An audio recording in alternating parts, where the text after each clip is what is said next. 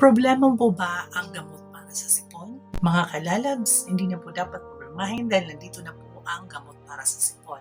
Hello mga kalalabs, ako po si Tonette. Welcome back to my channel, The Simplicity Vlog. Ang tatalakayin po natin ngayon ay about po sa isang gamot para sa sipon. So without further ado mga kalalabs, let's start na po tayo.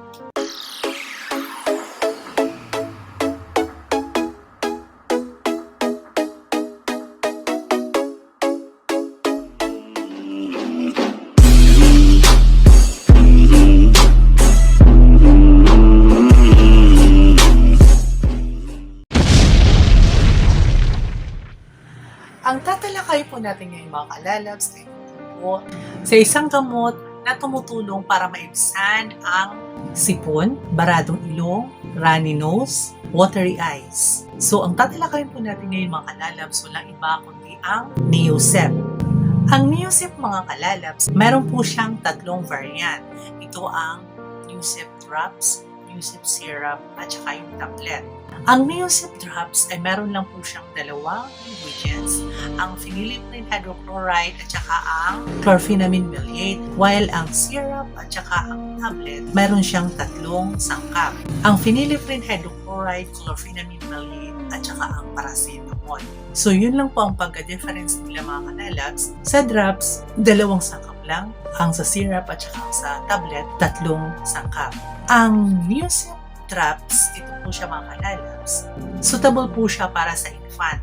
So ito na po siya ang kanyang lalagyanan po, marit lang po siya. 10 ml lang po siya mga kanalabs, at saka meron na po siyang free na dropper para hindi na po mahirapan magpainom ng baby.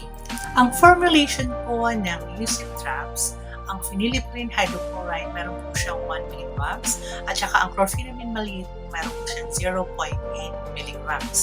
Ang description ng Neosep drops, ang phenylephrine hydrochloride plus chlorpheniramine maleate na Neosep syrup oral drops, meron po siyang kulay red with clear syrup at saka meron po siyang amoy at lasa na strawberry. Ano po meron ang medisinang ito? Ang Neosep drops ay meron po siyang dalawang sangkap, ang phenylephrine hydrochloride at ang chlorpheniramine maleate. So ang dosage po niya mga kalalabs, ilalagay ko po dyan yung table para po makita po ninyo kung ano po talaga ang dosage. Ang tamang pang-inom ng Neosep drops para po sa mga infant from 1 month to 2 years old. Ang pag-inom po ng Neosep drops mga kalalabs ay every 6 to 8 hours or recommended by the doctor. So ang age group po niya from 1 month up to 3 months, 0.75 to 1 ml. 3 to 6 months, 1 ml to 1.25 ml. 6 months to 12 months, 1.25 ml to 1.5 ml.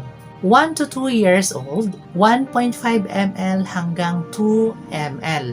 Depende pa rin po yun kung ano po yung recommended ng doktor kung paano po ipainom ang Neosep drops sa infant. So punta naman po tayo mga kalalabs sa Neosep syrup. Ito po ang Neosep syrup. Ito po ang kanyang lagyanan. So mayroon na po siyang tatlong sangkap. Ito po ang phenylephrine hydrochloride, chlorpheniramine maleate at saka ang paracetamol. Ganito na po siya mga kalalabs ang kanyang itsura. Ang syrup po, 60 ml po siya.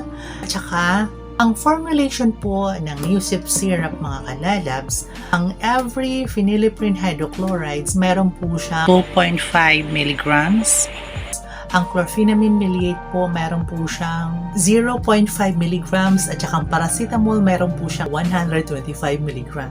Ang kulay po ng syrup niya mga kalalabs ay dark pink na clear syrup. Saka meron din po siyang odor at taste na strawberry. So, may similarity lang po siya doon sa drops. Pero, ang sa drops po ay red. Ito is dark pink. Ang sa Neosep tablet naman po mga kalalabs ay ganito po siya. Meron na rin po siyang tatlong sangkap. Yung po ay ang phenylephrine hydrochloride, chlorpheniramine maleate at saka ang paracetamol. So the same lang po siya doon sa Neosep syrup, pero ang difference lang po niya kasi ang Neosep syrup pambata at ang Neosep tablet ay pangmatanda. So, ang formulation po ng Neosip tablet, ang every phenylephrine hydrochloride meron po siyang 10 mg, ang chlorpheniramine maleate po meron po siyang 2 mg, ang paracetamol ay meron po siyang 500 mg. Ang description po ng Neosip tablet, meron po siyang dalawang kulay, ang green at saka ang white. Ang kanyang shape ay elliptical convex, which means para po siyang oval. At saka, ang size po niya is 0.662 inches by 0.300 inches in diameter. Dalawang layer po siya mga kalalabs. Ito po ang green at saka ang white. Sa green ay nakasulat po ang pangalan na Neosep, while sa white po or sa plain ay wala po siyang nakasulat na kung ano-ano kasi plain lang po siya. Ang mayroon po sa medisinang ito ay ang phenylephrine hydrochloride, chlorpheniramine maleate at saka ang paracetamol. Ano ang gamit ng mga sangkap ng Neosep? Ang phenylephrine hydrochloride, siya po ang nasal decongestant, clear obstructed air passages and nasal sinuses para po magkaroon po tayo ng matiwasay o magandang paghinga.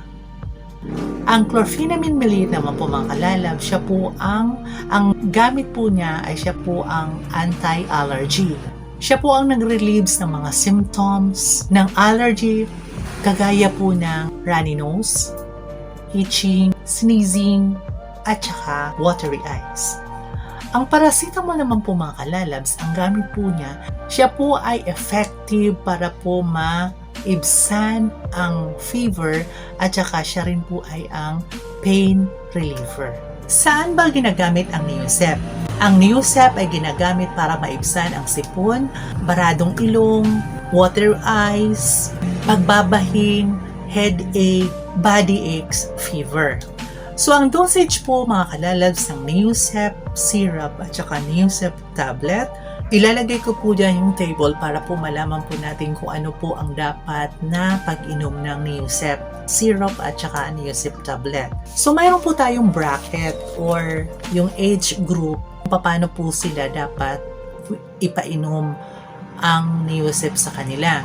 Siya po ay pinapainom po every 6 hours or as recommended by the doctor. So, pag adult and children 12 years old above, sa syrup po, 15 ml or 3 teaspoonful. Sa tablet naman po para sa adult, 1 tablet. Children 7 to 12 years old, 10 ml or 2 teaspoonful. Sa children 2 to 6 years old, 5 ml or 1 teaspoonful or depende yan sa recommended ng doktor kung ilan ba talaga. Kailan ka hindi dapat uminom ng gamot na ito? Siyempre po, hindi ka po pwedeng uminom kung may allergy ka sa Neosep. Pero parang wala naman po may allergy sa Neosep kasi yun po ang gamot para sa sipon. Nagkaka-allergy ka lang po dahil may sipon ka, siyempre iinom ka ng Neosep. Kasi ang Neosep, meron na po para sa allergy. Hindi ka rin po pwedeng uminom kung high blood ka, lalo na po ang mga senior citizen kasi dyan na po tayo nagkakaroon ng high blood pressure, severe kidney at saka liver disease.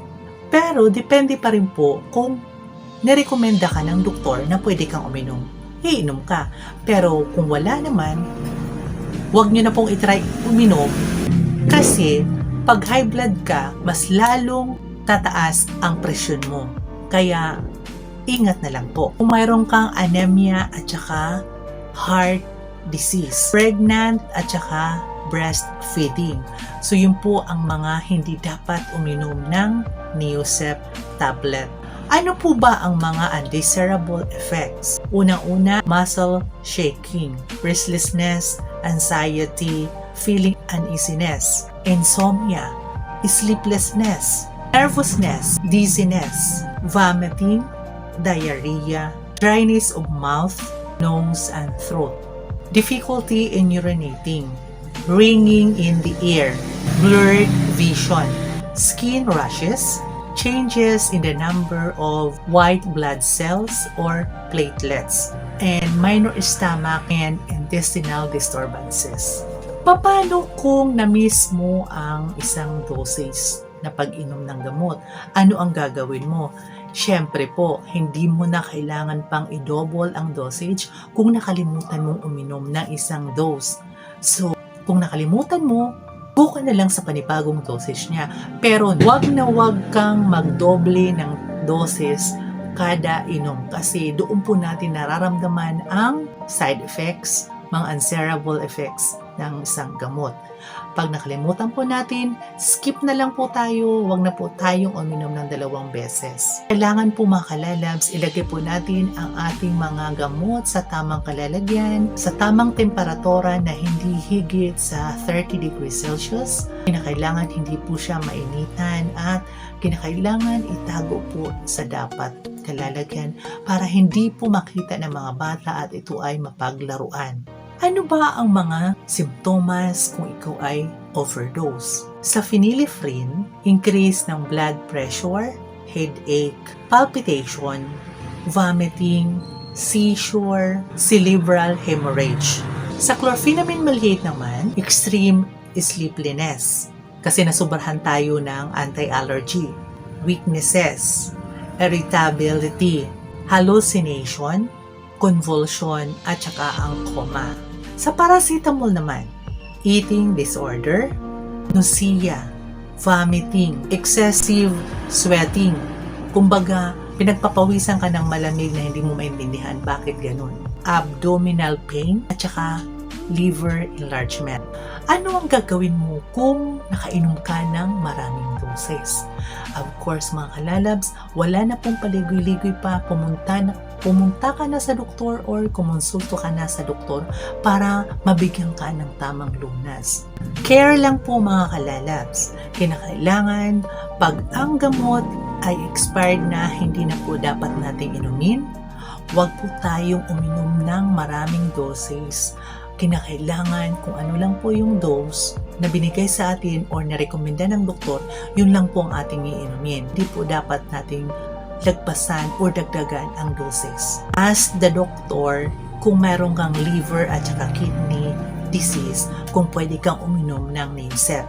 So mga kalalabs, hanggang dito na lang ang aking video. Sana po may natutunan po kayo kung paano po inumin ang Neosep, kung para saan po ito, kung para sa bata, sa infant at sa mga matatanda. Pero huwag kayong mag-alala mga kalalabs dahil ang Neosep ay suitable for everyone. Infant, kids, and adults. So maraming salamat po mga kalalabs. Sana po may natutunan po kayo sa aking share about sa Neosep tablet, syrup at saka drops.